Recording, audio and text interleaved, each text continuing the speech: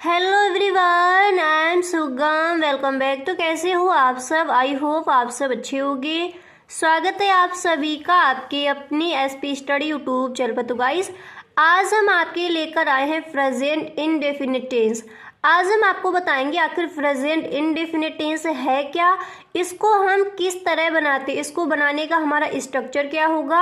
जो बच्चे देखिए इंग्लिश में एकदम कमज़ोर है, बिल्कुल भी उनको टेंसेस बनाने नहीं आते, तो आप मेरा यकीन मानिए, जब तक इस वीडियो को आप एंड करोगे प्रेजेंट इंडेफिनिट टेंस आप इस तरह से सीख जाओगे, कहीं पर भी कोई भी किसी तरह का आप वाक्य आपसे कहेगा आप एकदम से बना सकते हो। ठीक है, प्रेजेंट इंडेफिनिट इस तरह से आज मैं आपके सिखा कर ही छोड़ूंगी। तो आपको भी बेटा वीडियो पूरा देखना है अगर सच में आपको ये टेंस सीखना है। और इसी तरह से जितने भी आपके टेंसेस हैं, सारे टेंसेस मैं इसी तरह से आपको सारे समझाने वाली हूँ। तो यदि चैनल पर पहली बार आए हो चैनल को सब्सक्राइब कर लेना, बेल आइकन को भी प्रेस कर देना, ताकि वीडियो की जो भी नोटिफिकेशन हो सबसे पहले आपके पास पहुँचे। ठीक है, अगर आपको सच में सीखना है तो वीडियो आप पूरा देखिए। तो देखिए प्रेजेंट इंडेफिनिट टेंस, सबसे पहले देखो इसकी पहचान क्या होती है, मतलब हिंदी में वाक्य लिखे होते तो आप कैसे पहचानोगे कि ये एक प्रेजेंट इंडेफिनिट टेंस है।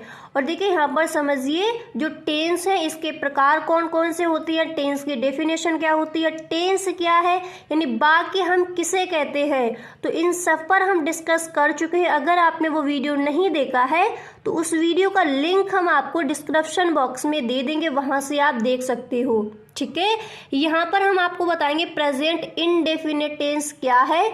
देखिए टेंस जो हम बनाते हैं तो वो तो हमारे 3 प्रकार के हो जाते हैं, अफर्मेटिव, निगेटिव एंड इंटेरोगेटिव। सारा कुछ आपको बताएंगे। पहले सीखो इसकी पहचान क्या है, इस टेंस को हम कैसे पहचानेंगे कि ये एक प्रेजेंट इंडेफिनिट टेंस है। तो यहाँ पर देखिए हिंदी वाक्यों में दी गई क्रिया, हिंदी वाक्यों में दी गई क्रिया प्रायः ता है, ती है एवं ते है पर समाप्त होती है।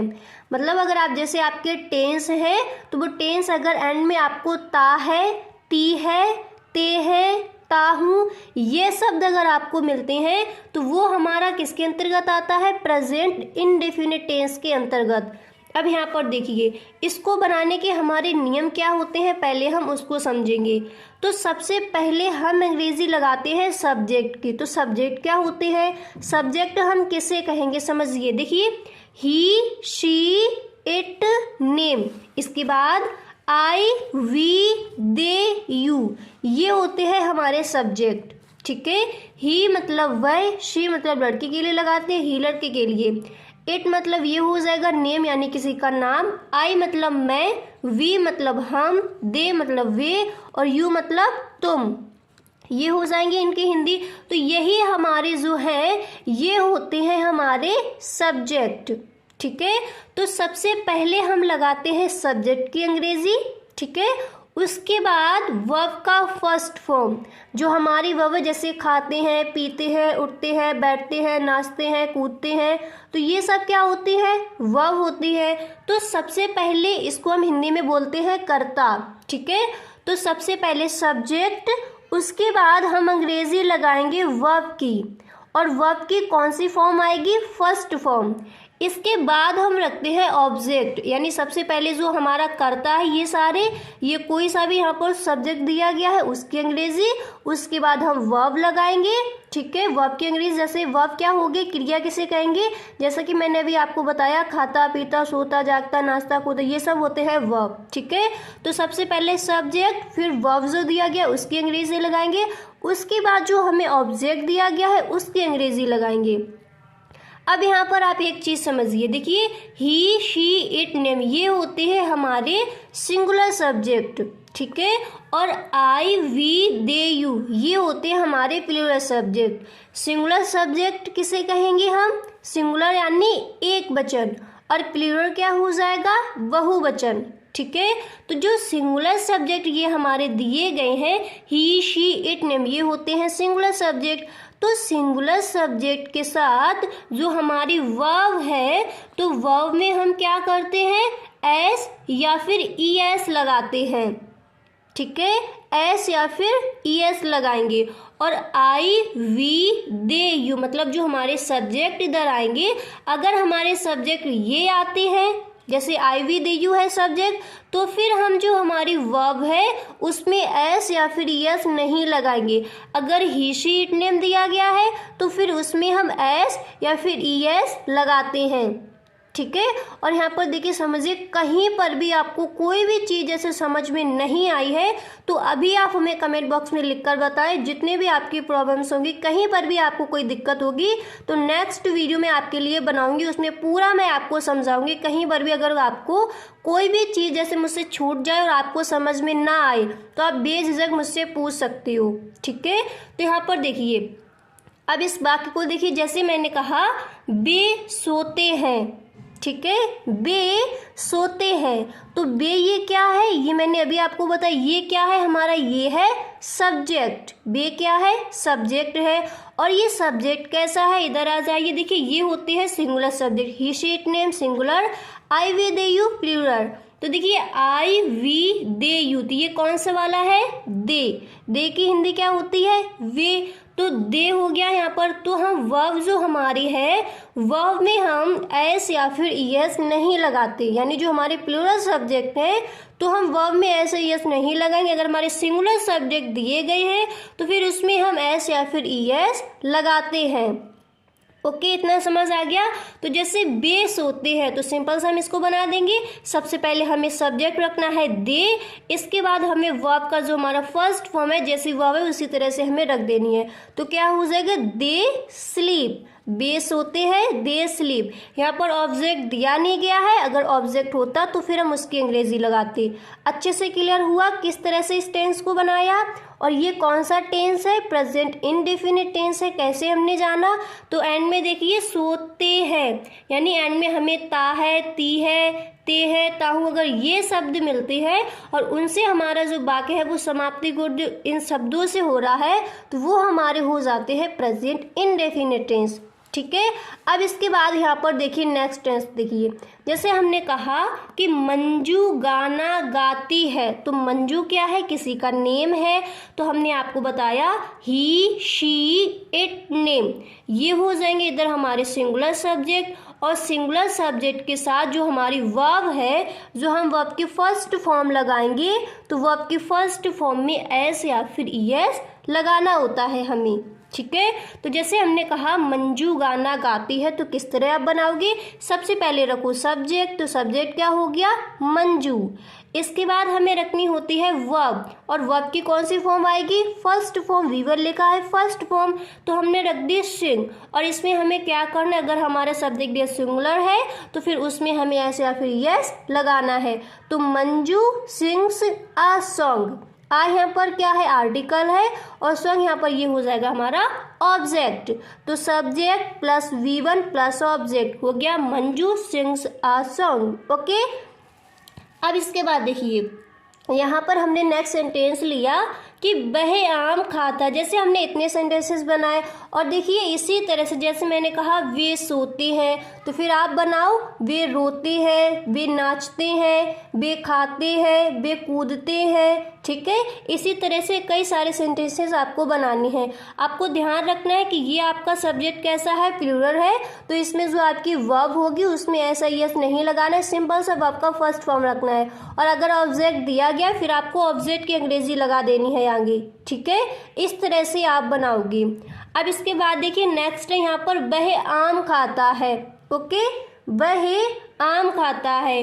तो यहाँ पर देखिए सब्जेक्ट कौन सा दिया गया, ही। अब यहाँ पर देखिए सिंगुलर सब्जेक्ट है ये वाले ही शी इट नेम, तो ही दिया गया है, तो हम वर्ब में एस या फिर यस लगाएंगे। तो सबसे पहले हमने रख दिया सब्जेक्ट, क्या हो गया ही। इसके बाद हमें क्या करना होगा, इसके बाद हमें रखनी होगी वर्ब, वो भी वर्ब की फर्स्ट फॉर्म, तो हमने रख दिया ईट। अब यहाँ पर देखिए ईट रखने के बाद हमें यहाँ पर एस लगानी है। क्यों लगानी है, क्योंकि ही हमारा सिंगुलर सब्जेक्ट है। तो ही इट्स, और ये क्या हो जाएगा, मैंगोज। वह आम खाता है, ही इट्स मैंगोज, क्लियर हुआ इतना। अब इसके बाद आ जाइए नेगेटिव सेंटेंस पर। देखिए जितने भी टेंसेस होते हैं तो वो 3 प्रकार से बनाए जाते हैं। अफर्मेटिव होता है, नेगेटिव एंड इंटरोगेटिव। अफर्मेटिव वो होते हैं जो सिंपल से हमारे सकारात्मक वाक्य होते हैं, जिनमें क्या, कब, कहाँ, क्यों, कैसे, प्रश्नवाचक शब्द या फिर नकारात्मक शब्द जैसे नहीं, ये शब्द इसमें नहीं होते हैं। और दूसरे हमारे होते हैं नेगेटिव सेंटेंस। तो नेगेटिव सेंटेंस हम किसे कहेंगे? जिसमें नॉट लगा होता है या फिर कभी नहीं शब्द का प्रयोग होता है, वो हमारे हो जाते हैं नेगेटिव यानी नकारात्मक सेंटेंस। ठीक है, तो यहाँ पर देखिए नेगेटिव सेंटेंस वाक्यों में प्रायः नॉट का प्रयोग होता है। इतना तो आपको समझ आता होगा कि नेगेटिव सेंटेंस अब किसे कहती है। ठीक है, किंतु कभी नहीं के लिए नेवर का प्रयोग करती है। जैसे नहीं के लिए तो हम नॉट लगाते हैं, और अगर वाक्य में कभी नहीं दिया होता है तो उसके के लिए किसका यूज किया जाता है? नेवर का। ठीक है, अब देखिए हम इसको किस तरह बनाएंगे। इसको बनाने का जो हमारा ये फॉर्मूला है, जो स्ट्रक्चर है, वो क्या होगा। ठीक है, तो यहाँ पर देखिए आप, यहाँ पर देखिए, अगर देखिए आपको आई, वी, दे, यू ये सब्जेक्ट दिए गए, ये सब्जेक्ट होते कैसे हैं? प्लूरल यानी बहुवचन। ठीक है, प्लूरल सब्जेक्ट के साथ जो हमारी हेल्पिंग वर्ब है, वो लगाएंगे हम डू नॉट। ओके, और यहाँ पर देख लीजिए, और जो हमारे यहाँ पर देखिए ही, सी, इट, नेम, ये हमारे कैसे होते हैं? सिंगुलर सब्जेक्ट, तो इनके साथ हम लगाएंगे डज नॉट। ये हमारे देखिए हेल्पिंग वर्ब है। ओके, तो सबसे पहले देखिए हमने सीखा जो हमारे ही, सी, इट, नेम दिए गए हैं, तो इनके साथ क्या लगेगा? Does not. पूरा हम आपको बताएंगे किस तरह से सेंटेंस बनाना है, किस तरह से क्या करना है, पूरा समझाएंगे। यहाँ पर पहले इतना आप समझ लीजिए, पूरे जो सेंटेंसेस है किस तरह से आप बनाओगे वो सारा हम आपको बताएंगे। उसको अभी आप मत देखो, इधर समझो थोड़ी चीज़ कि देखिए अगर आपको सब्जेक्ट जो आपके है यानी कर्ता जो आपका है, अगर आपको ये मिले आई, वी, दे, यू यानी मैं से अगर वाक्य प्रारंभ होता है हम या फिर वे या फिर तुम, जैसे कोई भी वाक्य है, जैसे तुम नहीं गाते हो, तुम नहीं उठते हो, कोई भी चीज़ है। ठीक है, कोई भी मतलब ये अगर आपके जो सब्जेक्ट ये दिए गए हैं, तो सबसे पहले इसमें आपके जो हेल्पिंग वर्ब है, मतलब पहले तो नहीं लगेगी, पहले आपका सब्जेक्ट लगेगा। उसके बाद हम डू नॉट या फिर डज नॉट का प्रयोग करते हैं। जैसे ऊपर अभी हमने सीखा था, अफर्मेटिव सेंटेंस में पहले सब्जेक्ट रखा था, फिर वर्ब का फर्स्ट फॉर्म रखा था, फिर हमने ऑब्जेक्ट रखा था, इसी तरह से रखा था। अब जब हम निगेटिव सेंटेंस बनाएंगे तो अगर हमारे सब्जेक्ट प्लूरल है तो उसमें हमारी हेल्पिंग वर्ब आएगी। हेल्पिंग वर्ब क्या होती है अभी आपको बताएंगे। हेल्पिंग वर्ब को हम हिंदी में बोलते हैं सहायक क्रिया। ठीक है, हेल्पिंग वर्ब और मैन वर्ब, दो वर्ब पाई जाती हैं सेंटेंस में। ठीक है, तो आई, वी, दे, यू अगर हमें ये सब्जेक्ट मिले तो हमें डू नॉट का प्रयोग करना है। हेल्पिंग वर्ब डू नॉट आएगी, डू आएगी, नॉट तो इसलिए लगेगा क्योंकि नेगेटिव सेंटेंस है। इसके बाद अगर आपको सब्जेक्ट ये मिले ही, शी, इट, नेम, तो इनके साथ जो हमारी हेल्पिंग वर्ब है वो डज आएगी। और नॉट हमें क्यों लगाना है? क्योंकि ये हमारा नेगेटिव सेंस है, डू नॉट, डज नॉट। अब यहाँ पर समझिए इसका स्ट्रक्चर पूरा मैं आपको बताऊंगी किस तरह से आपको बनाना है। एकदम से हर चीज़ यहाँ पर क्लियर होती चलेगी। जो कमज़ोर बच्चे हैं इंग्लिश में, उनको जिनको ग्रामर समझ नहीं आती, तो उनकी ग्रामर मुझे स्ट्रॉन्ग करनी है और मैं करके ही रहूँगी, हर चीज़ आपको सिखाऊंगी। ठीक है, तो देखिए बेटा यहाँ पर सबसे पहले आप रखोगे सब्जेक्ट। जैसे आपको मैंने ऊपर बताया सब्जेक्ट क्या होते हैं, he, she, it, name, I, we, they, you, तो सबसे पहले रखा जाएगा सब्जेक्ट प्लस आपको डू या फिर डस का प्रयोग करना है। और डू का प्रयोग कहाँ करोगे? आई, वी, दे, यू अगर सब्जेक्ट है तो डू, और अगर आपकी subject he, she, it, name है तो वहाँ पर डज। ठीक है, तो सबसे पहले रखोगे सब्जेक्ट, इसके बाद डू या फिर डज प्लस नॉट। ठीक है, अब इसके बाद वर्ब का फर्स्ट फॉर्म प्लस ऑब्जेक्ट, इस तरह से टेंस को बनाना है। अब देखिए इसको बनाइए, आपको अच्छे से क्लियर हो जाएगा। फर्स्ट सेंटेंस में ही मैं आपको अच्छे से क्लियर करवा दूंगी। जैसे हमने कहा हम हॉकी नहीं खेलते हैं, हम हॉकी नहीं खेलते हैं, तो जो हम है इसके अंग्रेजी क्या होती है? वी होती है। इधर देखिए आई, वी, दे, यू अगर हमें सब्जेक्ट दिए जाते हैं, शुरुआत में अगर हमारे ये सब्जेक्ट हैं, तो देखिए यहाँ पर हमारी जो हेल्पिंग वर्ब है वो क्या आएगी? Do not. तो यहाँ पर देखिए सबसे पहले हमने रखा सब्जेक्ट, क्या हो गया, वी हो गया। इसके बाद हम यहाँ पर डू नॉट लगाएंगे, ठीक है, क्योंकि हमारा स्ट्रक्चर कहता है सबसे पहले सब्जेक्ट रखो, उसके बाद डू या फिर डज। आपको बताया मैंने डू कहाँ पे लगाओगे, डज कहाँ पे लगाओगे। तो सब्जेक्ट डू या फिर डज नॉट प्लस वर्ब का फर्स्ट फॉर्म। वर्ब क्या होते हैं, जैसे सोना, गाना, खाना, पीना, उठना, बैठना, नाचना, कूदना, ये सब वर्ब होते हैं। उसके बाद आप वर्ब की अंग्रेजी लगाओगे प्लस जो भी आपका अगर रह गया है, जो आपका ऑब्जेक्ट है, फिर आपको उसकी अंग्रेजी लगानी है। तो समझिए यहाँ पर सबसे पहले सब्जेक्ट आप क्या हो गया, वी। इसके बाद डू नॉट, ठीक है, क्योंकि ये हमारे सब्जेक्ट कौन सा है, प्लूरल है, तो प्लूरल के साथ डू नॉट और सिंगुलर के साथ डज नॉट। तो सब्जेक्ट हो गया वी, डू नॉट। इसके बाद हमें क्या रखना है, वर्ब की फर्स्ट फॉर्म रखनी है। वर्ब की फर्स्ट फॉर्म क्या हो जाएगी, सिंपल सा हमने कर दिया प्ले। प्ले मीन्स क्या होता है, खेलना। तो we do not play hockey, we do not play hockey, हम हॉकी नहीं खेलते। समझ आया किस तरह से हमने बनाया। अब इसके बाद यहाँ पर आ जाइए, नेक्स्ट हमने यहाँ पर लिया है कि वे दूसरों की सहायता नहीं करते। तो देखिए इसको कैसे बनाएंगे, आप फटाफट से बना सकते हो। सबसे पहले रखेंगे सब्जेक्ट, क्योंकि स्ट्रक्चर कहता है सबसे पहले सब्जेक्ट आएगा। ये देखिए वाक्य को बनाने का एक फॉर्मूला होता है, इसी के हिसाब से हमें जो वाक्य है, वो जो टेंस है, वो हमें बनाना होता है, ठीक है। और देखिए जितने भी हमारे टेंसेस हैं सब में जी हमारा अलग अलग हो जाता है, इसको हम बोलते हैं स्ट्रक्चर, ठीक है, वाक्य को बनाने का एक प्रारूप। ओके, तो इसी के हिसाब से हमारे जो वाक्य हैं वो बनाए जाते हैं। तो देखिए वे दूसरों की सहायता नहीं करते, तो सबसे पहले आप रखोगे सब्जेक्ट। तो सब्जेक्ट क्या है, दे है, और हमने आपको बताया आई, वी, दे, यू क्या होते हैं, प्लूरल सब्जेक्ट है। और प्लूरल सब्जेक्ट के साथ जो हेल्पिंग वर्ब है वो क्या आएगा, डू नॉट आएगा। तो हमने कर दिया दे, इसके बाद डू नॉट, क्लियर हुआ।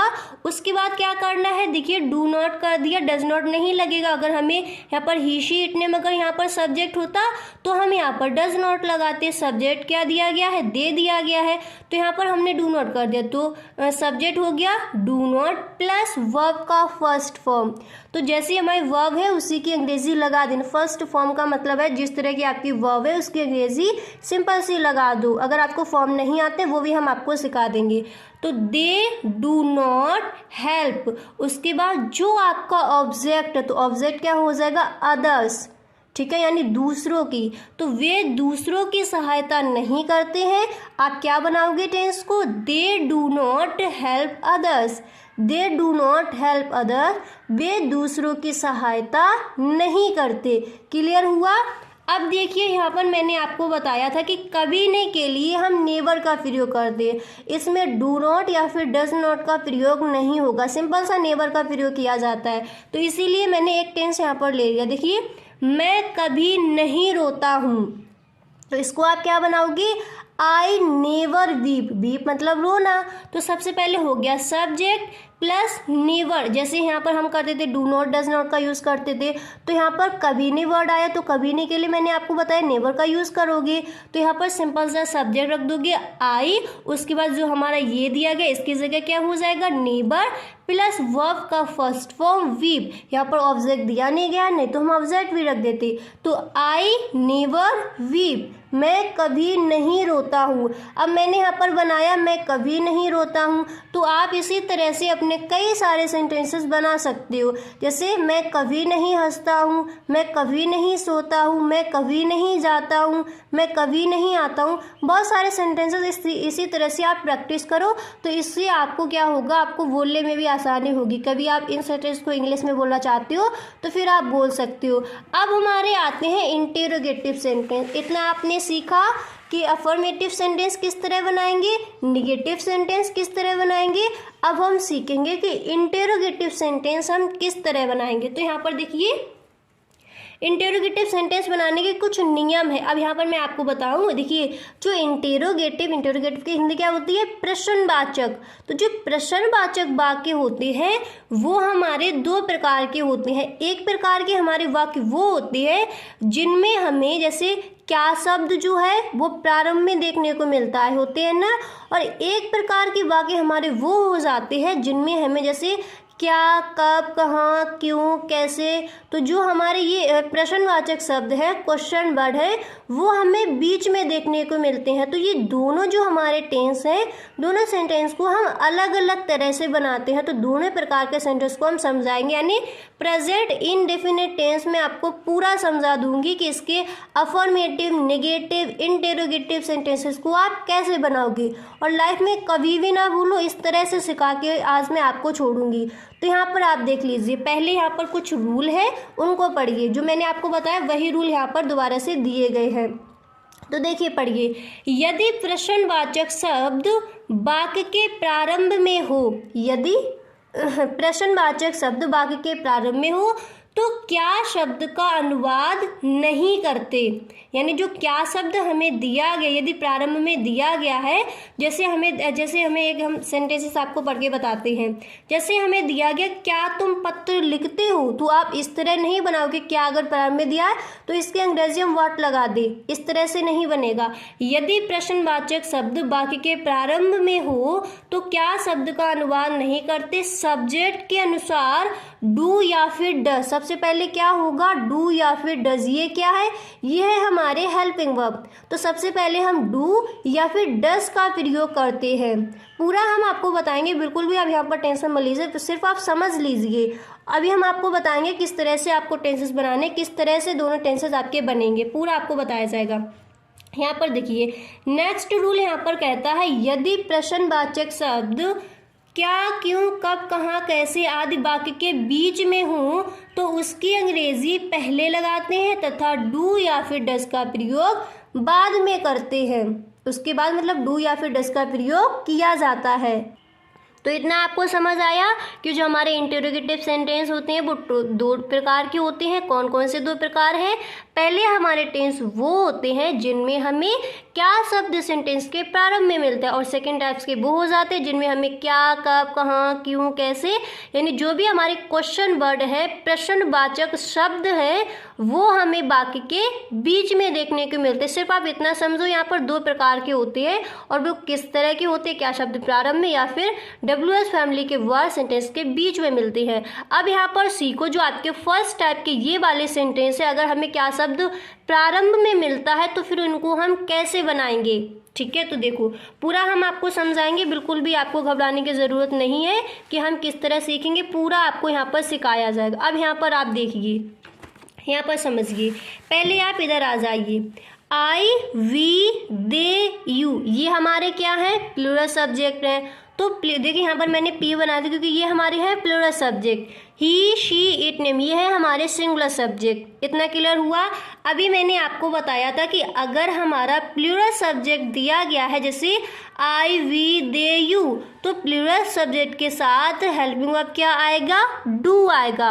और अगर हमें ही, शी, इट, नेम सब्जेक्ट दिए गए हैं तो इनके साथ जो हमारा हेल्पिंग वर्ब है वो क्या आएगा, डज आएगा, यानी सिंगुलर। ये देखिए, इसका मतलब है सिंगुलर सब्जेक्ट के साथ डज और प्लूरल सब्जेक्ट के साथ डू। अब इसका आप समझ लीजिए स्ट्रक्चर। अब देखिए इसका स्ट्रक्चर क्या होगा। यदि हमें क्या शब्द सेंटेंस के प्रारंभ में मिले तो वो हम कैसे बनाएंगे। यदि क्या शब्द प्रारंभ में हो, बिल्कुल एकदम अच्छे से समझते चलिए, एकदम आपको सीख कर ही जाना है यहाँ से। तो अगर हमें क्या शब्द प्रारंभ में मिले तो हमारा स्ट्रक्चर होगा, वाक्य को बनाने का हमारा प्रारूप होगा, मतलब हमारा फॉर्मूला क्या होगा। तो हमारा फॉर्मूला होगा सबसे पहले डू या फिर डज, मतलब दोनों आपको नहीं लगाने हैं। मैंने आपको बताया अगर प्लूरल है तो डू का प्रयोग कीजिए, सिंगुलर सब्जेक्ट दिया गया है तो डज का। सिंगुलर सब्जेक्ट क्या होते हैं, ही, शी, इट, नेम अगर प्रारंभ में है तो देखिए सबसे पहले आपको क्या करना होगा, यहाँ पर सब्जेक्ट नहीं रखना है, सबसे पहले आपको डू या फिर डज का ही प्रयोग करना है। अगर सिंगुलर सब्जेक्ट है तो डज का प्रयोग, मतलब अगर आपके ऐसे समझिए, अब ये सब्जेक्ट आपको दिए गए हैं तो आप किसका प्रयोग करोगे, इसका, डज का, DOES। अगर आपके ये सब्जेक्ट है आई, वी, दे, यू, तो किसका यूज करोगे, डू का। आई का मतलब क्या होता है, मैं। अगर देखिए हिंदी में समझ लीजिए, अगर आपको दिया गया है मतलब प्रारंभ में, तो आपको क्या शब्द दिया जाएगा। उसके बाद अगर आपको दिया गया है मैं या फिर हम, वे या फिर तुम, तब आप यहाँ पर देखिए सबसे पहले आप डू या फिर डस का यहाँ पर आपको सबसे पहले यूज़ करना। मतलब आप ये मत करना कि अगर आपको क्या दिया गया तो आप व्हाट लगा दो, ऐसा नहीं करना।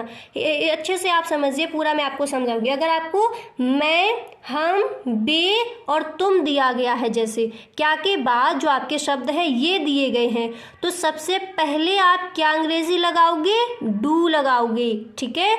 और अगर आपको जैसे वह देखिए, अगर लड़की के लिए बात हो रही है तो फिर शी लगा होता है, अगर लड़के के लिए तो ही लगा होता है।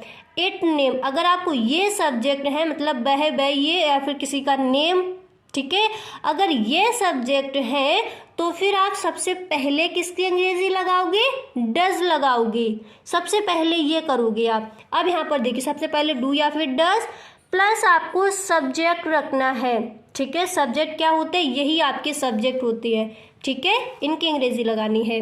प्लस वर्ब का फर्स्ट फॉर्म, जैसे ही आपकी वर्ब है उसकी अंग्रेजी लगा दो, ओके, इतना समझ आता है। प्लस ऑब्जेक्ट, जो भी आपका ऑब्जेक्ट दिया गया है उसकी अंग्रेजी लगाओगे। एंड में आपको करना क्या है, क्वेश्चन मार्क, ये आपका क्या है, प्रश्नवाचक चिन्ह, ये आपको लगाना है। देखिए इंटरोगेटिव सेंटेंस में अगर आप ये नहीं लगाते तो आपका जो वाक्य है वो गलत हो जाएगा। आई होप आपको समझ आ गया होगा किस तरह से इस टेंस को बनाना है। अब आपको हम बताते हैं किस तरह आप बनाओगी। अब यहाँ पर देखिए, अब आपको समझ भी आएगा कि किस तरह से चीज़ें किस तरह से यहाँ पर रखी जाएंगी। तो क्या तुम पत्र लिखते हो, बाकी क्या है, क्या तुम पत्र लिखते हो, तो क्या शब्द कहाँ आया, सेंटेंस के प्रारंभ में। अगर हमें सेंटेंस के प्रारंभ में क्या शब्द मिलता है तो उसकी अंग्रेजी यहाँ पर हम नहीं लगाते, सबसे पहले क्या करना होगा, डू या फिर डज। अब आप यहाँ पर बताओ क्या आएगा, डू आएगा। डू यहाँ पर क्यों आया, क्योंकि आई, वी, दे, यू ये होते हैं हमारे प्लूरल सब्जेक्ट, और प्लूरल सब्जेक्ट के साथ डू आएगा, सिंगुलर के साथ डज आएगा। अभी मैंने आपको बताया, तो क्या तुम पत्र लिखते हो, तो डू, इसके बाद सब्जेक्ट, पहले डू या फिर डज, डू हमने रख दिया एक यहाँ पर क्योंकि हमारे ये कैसा सब्जेक्ट है, यू हमारा हो जाएगा प्लूरल सब्जेक्ट, तो प्लूरल सब्जेक्ट के साथ डू लगेगा। तो डू, इसके बाद सब्जेक्ट रखो, सब्जेक्ट क्या हो जाएगा, यू। उसके बाद वर्ब का फर्स्ट फॉर्म, वर्ब का फर्स्ट फॉर्म क्या हो जाएगा, राइट, यानी लिखना। इसके बाद क्या करना है, इसके बाद ऑब्जेक्ट रखो, ऑब्जेक्ट क्या हो जाएगा, आ लेटर। आ यहाँ पर क्या है, ए है यहाँ पर आर्टिकल, ठीक है। तो क्या बनेगा, do you write a letter, do you write a letter, क्या तुम पत्र लिखते हो। समझ आ गया एकदम अच्छे से। अब यहाँ पर देखिए, आगे देखिए, नेक्स्ट सेंटेंस को पढ़िए, क्या वह चावल खाता है। अब यहाँ पर मैंने आपको बनाया क्या तुम पत्र लिखते हो, तो इसी को आप कई सारे आपको जो टेंस है वो ऐसी तरह से आप वाक्य लिखोगे और इनको अच्छे से बनाओगे। और आपको ये लगता है कि ये समझ नहीं आ रहा, कहीं पर भी आपको कोई डाउट है, आपका कोई भी टेंस है आपसे नहीं बनना, तो आप हमें कमेंट बॉक्स में लिखकर बताएं। अगर आपका सही होगा वो भी मैं आपको रिप्लाई दूंगी, पूरा मैं आपको बताऊंगी किस तरह से आप बनाओगे। आप अपने घर पर बैठकर बनाओ, ठीक है, आज आपको यही करना है। उसके बाद जब मैं आपको दूसरा टेंस पढ़ाऊं फिर आप उस पर इसी तरह से अपना फोकस जमा कर रखेंगे, ठीक है। तो देखिए, क्या वह चावल खाता है, कैसे बनाओगे।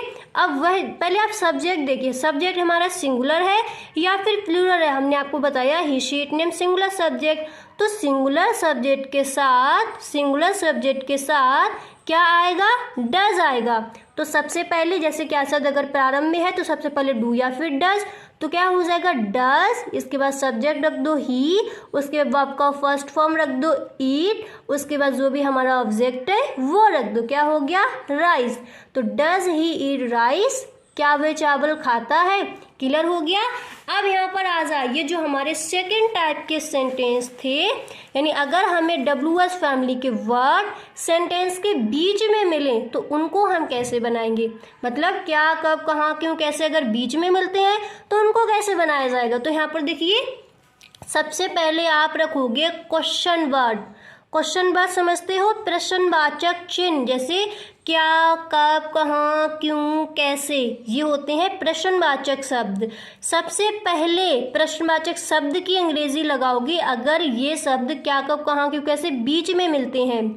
उसके बाद सिंपली उसी तरह का आपको करना है, डू या फिर डज। सिंगुलर सब्जेक्ट है तो सिंगुलर के साथ डज और प्लूरल के साथ डू। सिंगुलर सब्जेक्ट कौन कौन से होते हैं, he, she, it, name. Plural subject I, we, they, you, तो आई, वी, दे, यू के साथ आप डू लगाओगे, ही, शी, इट, नेम के साथ आप डज लगाओगे। इसके बाद सब्जेक्ट सेम वैसा ही है आपका जैसे ऊपर आपने सीखा, प्लस वर्ब का first one plus object plus and में क्वेश्चन मार्क। अब यहाँ पर पढ़िए, वह कब सोती है, तो सबसे पहले जो क्वेश्चन वर्ड है, प्रश्नवाचक शब्द यहाँ पर है क्या, कब, यही दिया गया है कब, तो कब क्या हो गया, ये प्रश्नवाचक शब्द है, तो सबसे पहले अंग्रेजी इसी की लगेगी क्योंकि यहाँ पर दिया गया है। सबसे पहले क्वेश्चन वर्ड रखो, तो वह कब सोती है, व्हेन हो गया क्वेश्चन वर्ड।